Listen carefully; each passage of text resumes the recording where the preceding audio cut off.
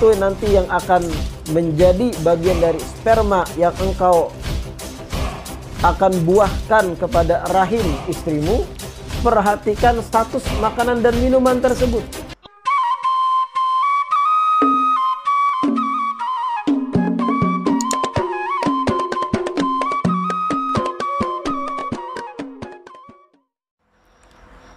Bismillah, wassalatu wassalam ala sayyidina Rasulillah Muhammad bin Abdillah wa ala alihi wa sahbihi wa man walah wa la hawla wa la quwata illa billah. Sahabat seteguk ilmu dimanapun berada, dan mudah-mudahan selalu dirahmati dan dilimpahkan kasih sayang oleh Allah Subhanahu wa ta'ala.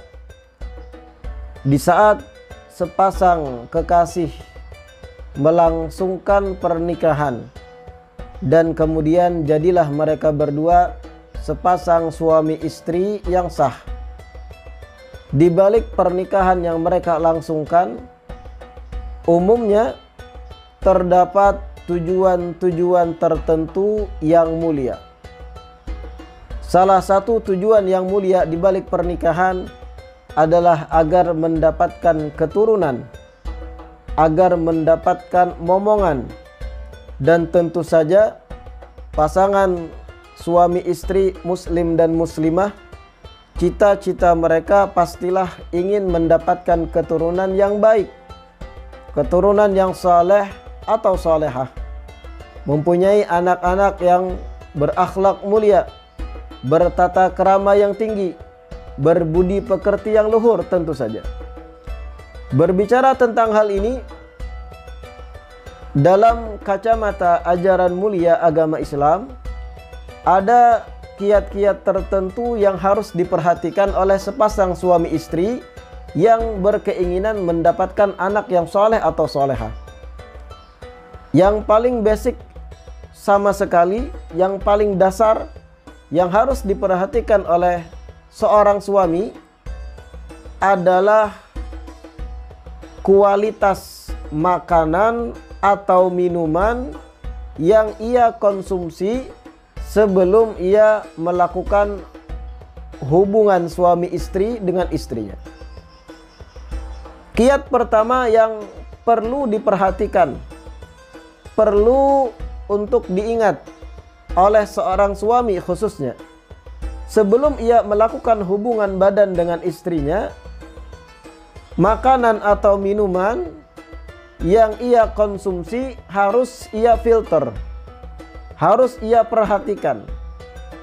Dari sisi mana yang harus ia perhatikan? Apakah dari segi gizinya atau dari segi harganya? Bukan. Yang saya maksud di sini, ia harus memperhatikan makanan atau minuman sebelum ia lakukan senggama dengan istrinya.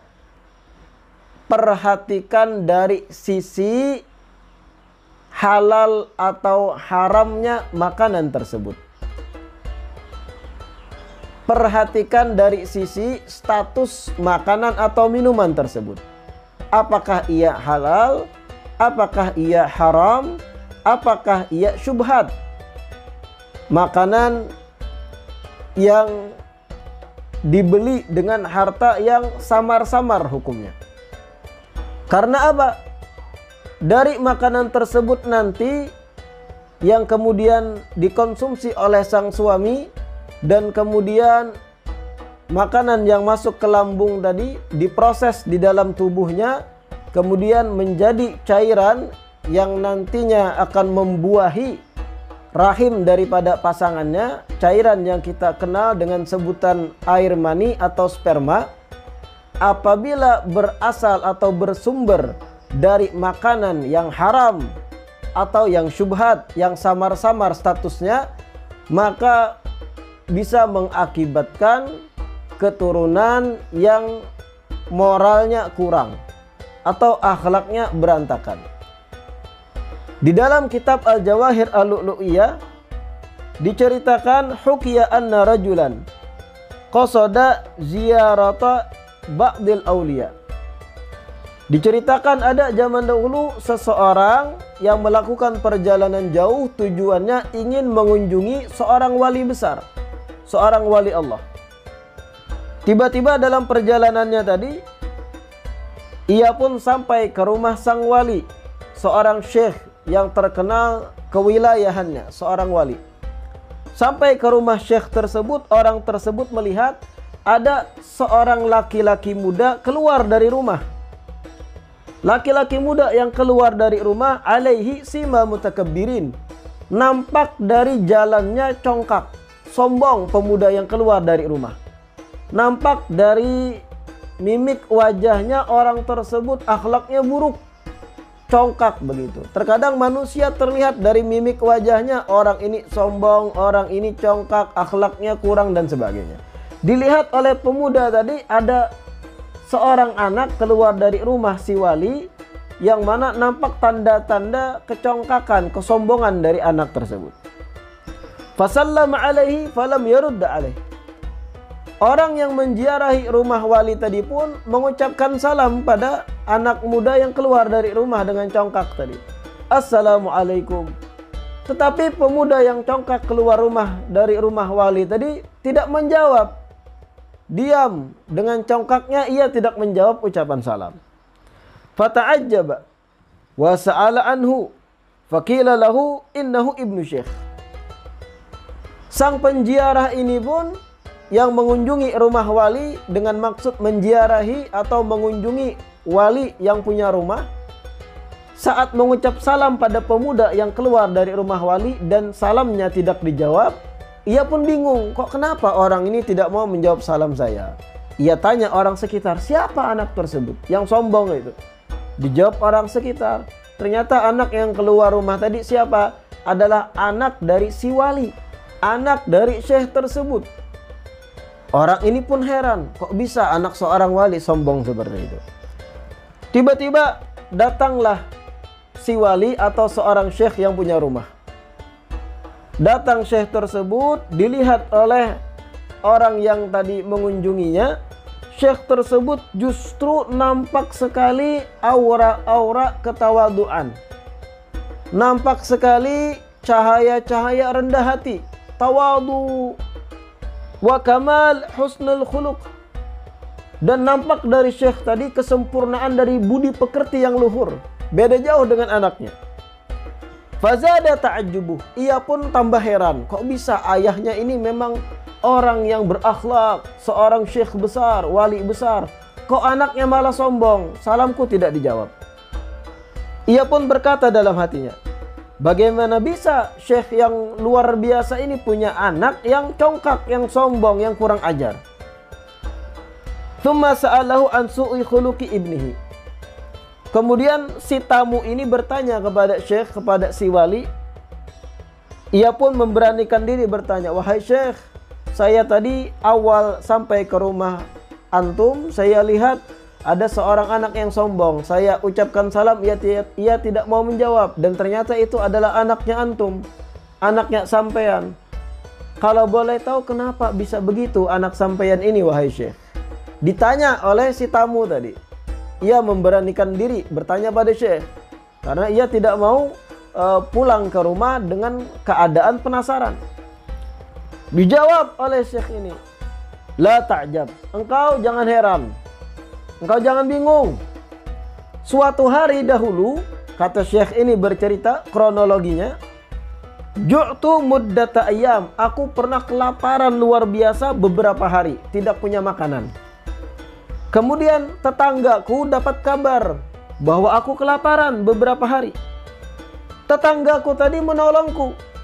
Ia bawa beberapa makanan dan ternyata makanan yang ia bawa tersebut dari kediaman seorang raja, seorang sultan di zaman itu. Dan kebetulan tetanggaku ini min khawasi, termasuk ajudan-ajudan raja, orang-orang yang dekat di sisi raja. Ia bermaksud mengambil makanan tadi untuk membantu aku yang kelaparan, kata syekh. Aku kelaparan beberapa hari, tetanggaku menolong. Ia beri makanan, tapi makanan tadi dari kediaman raja. Yang mana sistem monarki kerajaan zaman dahulu, tak lepas daripada kezaliman. Terkadang ada pungutan-pungutan biaya yang sifatnya zalim, tidak adil. Kemudian itu menjadi harta kekayaan dari seorang raja, yang mana bisa dikatakan hartanya raja itu zaman dahulu adalah harta yang syubhat, samar-samar, abu-abu antara halal dan haramnya, termasuk makanan yang ada di kediaman raja. Makanan tadi dibawa oleh tetanggaku, diberikan padaku. Aku yang kelaparan beberapa hari, kata Syekh, aku makan makanan tadi. Falamma akaltuhu ghalabat alayya syahwatul jima'. Aku makan makanan yang dibawa tetanggaku tadi, dan tiba-tiba aku bersyahwat untuk bersetubuh dengan istriku. Dan pada akhirnya aku pun melakukan hubungan dengan istriku. Setelah aku kenyang makan makanan tadi, timbul syahwat untuk berjima. Aku pun melakukan hubungan dengan istriku. Dan anak yang engkau lihat keluar rumah yang tidak mau menjawab salam tadi, min nutfati dzalikat ta'am. Ia terlahir selang beberapa bulan setelah hubungan suami istri yang aku langsungkan dengan istriku, hasil daripada makanan raja yang aku makan, yang mana statusnya samar-samar, syubhat, karena harta seorang raja zaman dahulu seperti yang saya gambarkan tadi. Akhirnya jadilah anak itu tadi yang engkau lihat, yang mana nampak kesombongan darinya. Sahabat seteguk ilmu yang dirahmati oleh Allah, dari hikayat ini pelajaran penting bagi kita, khususnya bagi pasangan suami istri, apabila ingin mendapatkan anak yang saleh atau salehah, yang taat beragama, yang berakhlak mulia, bertakwa, beriman, maka hal yang paling fundamental sekali adalah perhatikan makanan dan minuman yang engkau konsumsi selang sebelum beberapa waktu engkau melakukan hubungan suami istri dengan istrimu. Perhatikan status makanan yang engkau santap atau engkau minum, yang mana dari situ nanti yang menimbulkan syahwat atau tenaga, energi untuk engkau berjima, dan itu nanti yang akan menjadi bagian dari sperma yang engkau akan buahkan kepada rahim istrimu. Perhatikan status makanan dan minuman tersebut. Apakah diyakini halal, dibeli dengan uang yang 100% halal, atau ada unsur syubhatnya? Perhatikan betul-betul. Kenapa? Karena kualitas anakmu kelak tergantung dari kualitas spermamu, dan kualitas spermamu dari sisi kacamata agama tergantung makanan dan minuman yang engkau konsumsi sebelum engkau mencurahkan sperma tersebut. Mudah-mudahan di video ini bisa kita ambil banyak pelajaran. Wassalamualaikum warahmatullahi wabarakatuh.